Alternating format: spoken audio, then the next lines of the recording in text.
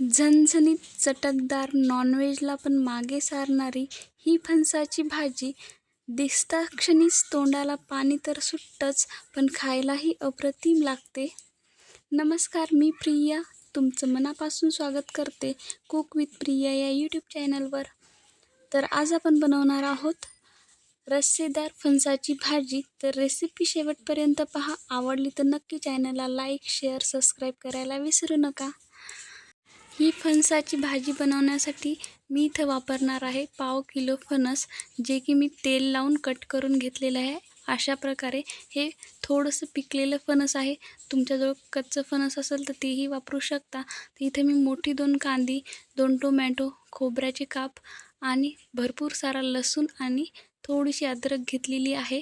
तर सगळ्यात पहिल्यांदा आपल्याला कढईमध्ये तेल गरम करण्यासाठी ठेवायचं आहे आणि आपल्याला हे फणसाच्या ज्या फोडी आहेत त्या तळून घ्यायच्या आहेत.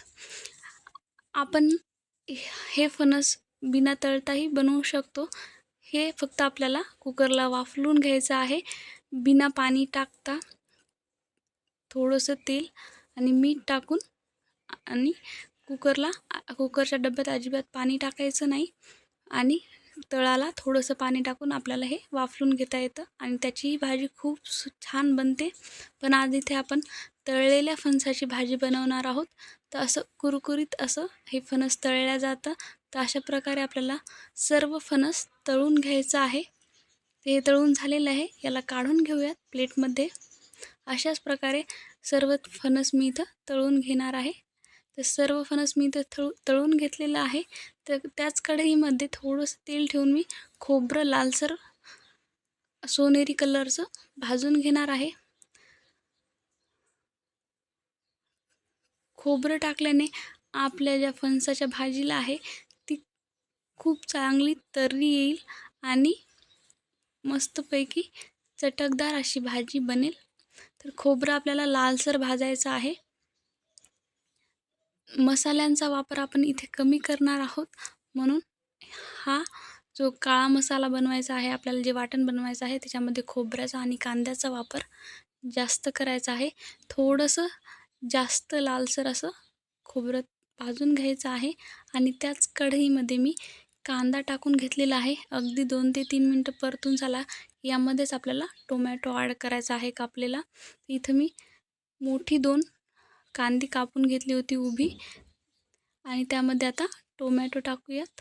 थोडंसं हलकासा सोनेरी कलर आला की त्याच्यामध्ये टोमॅटो टाकून आपल्याला त्यालाही मस्तपैकी भाजून घ्यायचं आहे. त्याचं जे साल आहे ती थोडीशी निघायला सुरुवात होते, इथपर्यंत आपल्याला टोमॅटो फ्राय करून घ्यायचा आहे तेलामध्ये. अगदी थोडंसं तेल टाकून हे फ्राय होतं.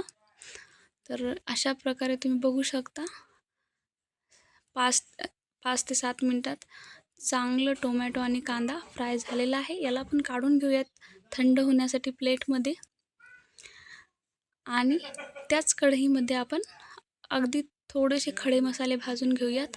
तर इथे मी 2 तेजपत्त्याची पानं, चमचाभर धने, 10 ते 12 काळी मिरी आणि थोडंसं दालचिनीचा तुकडा आणि 2 लाल मिरच्या घेतलेल्या आहेत.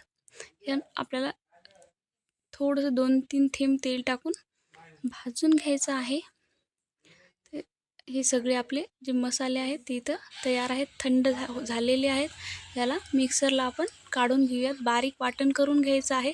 तर त्या अगोदर आपण लसूण आणि जे अद्रक आहे ती भाजली नाही, ती आपल्याला अगोदर काढून घ्यायची आहे. तिचं पेस्ट बनवायची आहे, ती काढून घेतली आहे. आता हे वाटण आपण मिक्सरच्या भांड्यात टाकून काढून घेऊयात. तर बारीक असं वाटण आपल्याला इथं काढून घ्यायचं आहे. तर हे बघा मी काढून घेतलेलं आहे. तर कढईमध्ये फोडणीसाठी तेल टाकून थोडंसं तेल जास्त वापरायचं, म्हणजे भाजी खूप छान बनेल. 1 चमचा जिरं आणि मोहरी टाकून मी इथं तडतडली की त्यामध्ये अद्रक लसूण पेस्ट टाकलेली आहे. ती थोडीशी परतली की आपल्याला ते वाटण यामध्ये टाकून द्यायचं आहे तेलामध्ये आणि छान तेल सुटेपर्यंत आपल्याला याला परतून घ्यायचं आहे तेलामध्ये. हे बघू शकता तुम्ही इथं 7 ते 8 मिनटानंतर हे अशा प्रकारे लो टू मीडियम गॅसवर मी याला चांगलं परतून घेतलेलं आहे. आणि मसाले ॲड करायचे तुम्हाला जे आवडतील ते. इथं मी काळा मसाला, पावभाजी मसाला, त्याचबरोबर धनेपूड, हळद आणि आवडीप्रमाणे लाल तिखट टाकून घेतलेलं आहे. छान परतून घ्यायचं आहे आणि थोडंसं पाणी टाकून आणखीन 3 ते 4 मिनिट याला आपल्याला लो गॅसवर परतून घ्यायचं आहे. थोडीशी कोथिंबीर टाकून अजून थोडंसं परतून घेऊयात आणि यामध्ये आपण तळलेलं फणस ॲड करूयात. तर इथं मी फणस तळलेलं टाकलेलं आहे. तर याला छान मसाल्यामध्ये मिक्स करून घ्यायचं आणि साधारण 2 ते 3 मिनटं या मसाल्यामध्येच आपल्याला हे परतून घ्यायचं आहे. तर अगदी 2 मिनटानंतर यामध्ये आपल्याला गरम पाणी टाकायचं आहे. तर इथे मी पाणी गरम करून घेतलेलं आहे. अगदी 2 ते 2.5 ग्लास पाणी घेतलेलं आहे. ते आपल्याला यामध्ये ॲड करायचं आहे. तुमच्या आवडीप्रमाणे तुम्ही पाणी ॲड करू शकता आणि चवीनुसार मीठ टाकायचं आहे. त्याला छान एक उकळी येऊ द्यायची आहे. 10 मिनटं उकळल्यानंतर भाजी मस्तपैकी आपली तयार होते. तर ही रस्सेदार फणसाची भाजी तयार आहे. तर तुम्ही बघू शकता, नक्की ट्राय करा, खूप छान बनते. काढून घेऊयात आपण याला एका प्लेटमध्ये. तर ही बघा, नॉनव्हेजसारखीच दिसणारी आणि नॉनव्हेजला मागे सारणारी, जे कोणी नॉनव्हेज खात नसतील त्यांच्यासाठी हे बेस्ट ऑप्शन आहे. फणसाची भाजी तुम्ही कच्चं फणस घेऊन पण ही भाजी अशीच बनवू शकता. खूप छान लागते.